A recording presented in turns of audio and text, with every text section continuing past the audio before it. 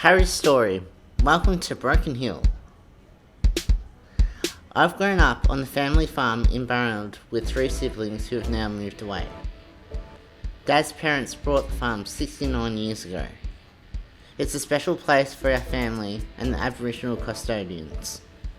The farm gave me purpose and independence, also a holiday destination for great family gatherings. Although I loved living on the family farm, it has been challenging. Isolation, drought, no rain. It's been hard to keep things going no matter how much work we did. My brothers have done a lot to help Dad on the farm. I know Dad's been very stressed. He doesn't say it. It's in his face and his moods.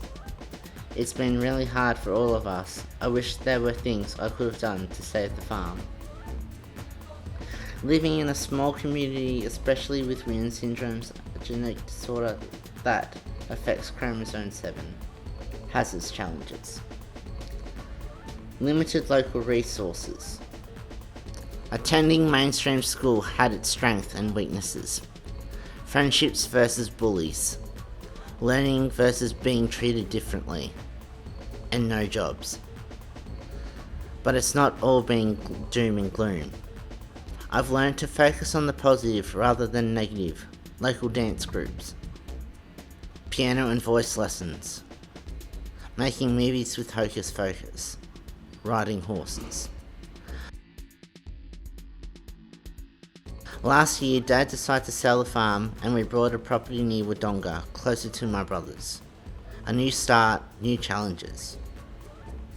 More time with family, community environment, helping others without discrimination, new friends and leisure time.